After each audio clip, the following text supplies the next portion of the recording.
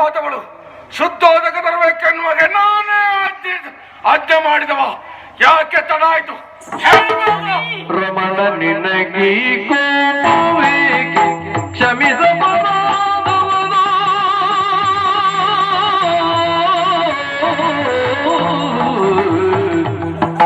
ರಮಣ ನಿನಗೆ ಗೋವೇಗೆ ಕ್ಷಮಿಸಬಾರದವನು ನಮಿಸಿ ಬೇರೆ ನಿಜವ ಕೇಳು ನಮಿಸಿ ಬೇರೆ ನಿಜವ ಕೇಳು ವಿಮಲ ಚರಿತ ನೀನು ರಮಣ. ಸ್ವಾಮಿ, ಪವಿತ್ರವಾದಂತಹ ನನ್ನ ದೈಗಳಿಗೆ ಬಳಿತಳಾಗಿ ರಮಣ ನನಗೆ ಯಾಕೆ ಈ ಕೋಪ? ಶಾಂತಚಿತ್ತರಾಗಿ ಕೋಪ ಎಂಬುದೇ ಪಾಪದ ನೆಲಗಟ್ಟು. ಕೋಪ ಎನ್ನುವುದು ಮಾರಿ ಹೊಲೆಯ ಎನ್ನುತ್ತಾರೆ.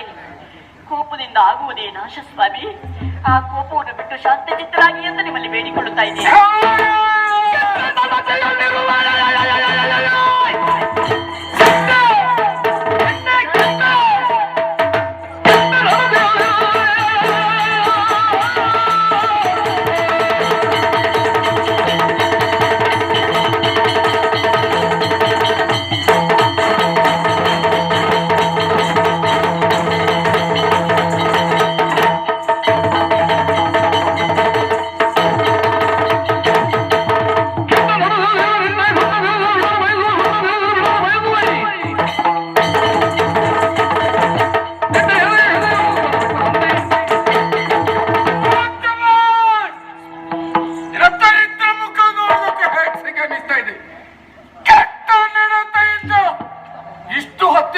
ಕಾಲ ಕಳಿತಾ ಇದ್ದವಳು ಪತಿಯ ಪಾದದ ಮೇಲೆ ಬಿದ್ದು ಕ್ಷಮೆ ಯಾಚಿಸಿದೆವುದಂತಾದ್ರೆ ಮಾಡಿದ ಅಪರಾಧ ಎಲ್ಲ ಮುಚ್ಚಿ ಹೋಗ್ತದೆ ಎನ್ನುವ ಹಾಗೆ ನೀನು ಗ್ರಹಿಸಿರ್ಬೋದು.